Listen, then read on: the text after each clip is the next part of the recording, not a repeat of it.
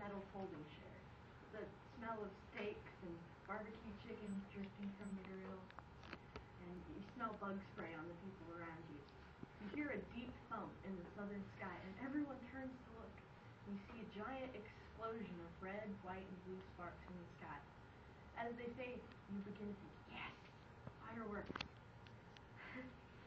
Artillery shells are one of the most popular and recognizable fireworks made today.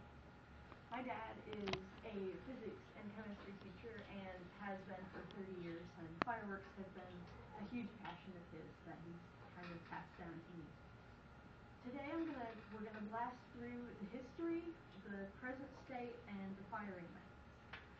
My first point talks about the kind of vague history. In Jacques Gurnet's A History of Chinese Civilization, he notes that the formula for gunpowder actually first appeared in Chinese manuscripts as early as 1044. And the European reference to gunpowder doesn't show up until nearly 250 years later. In George Plimpton's Fireworks, he tells a story of how the Chinese used firecrackers to try and intimidate Dutch sailors. And the Dutch, in response, lit off a cannon. And the Chinese were awed and shocked to be simplified. Early firecrackers were really just sealed tubes of gunpowder-filled bamboo that would explode when you light them. They were used to celebrate weddings and military victories and the New Year.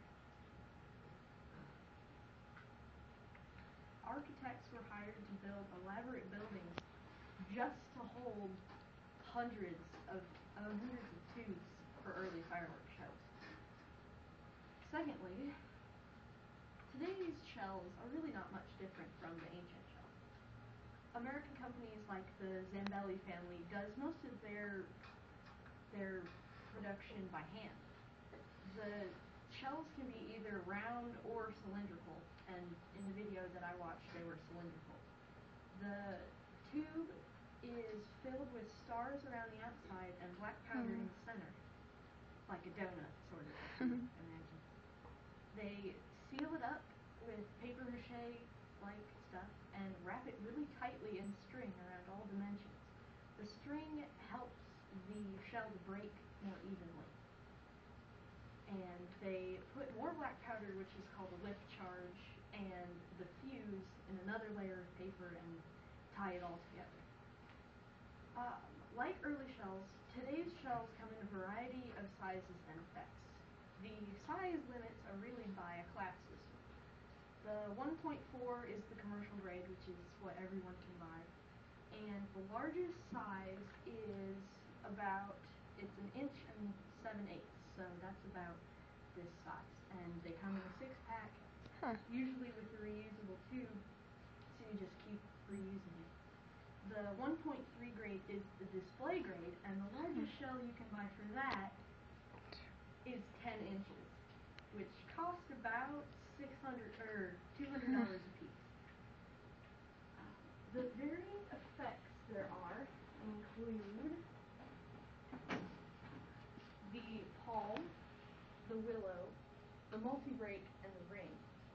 And these are all from putting the stars in the shell differently. Firing today's aerial shells really aren't much different from ancient cannon.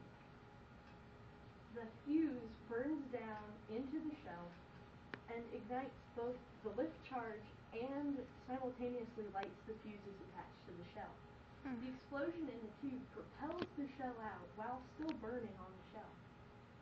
The black powder inside the shell burns, which ignites the stars inside and explodes the shell, causing the firework in the sky.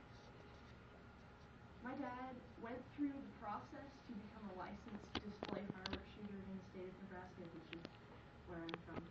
And he told me that for any shell larger than 8 inches has to be fired electronically for the safety of the shooters and the audience.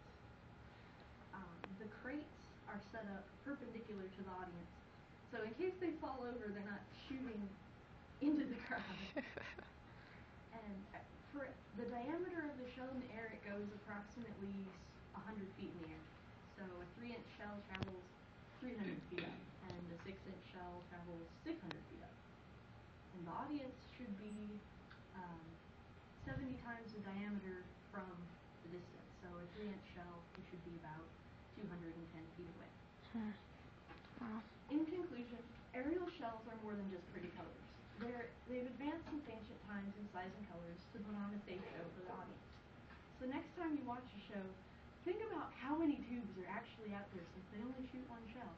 And think about how much the finale costs.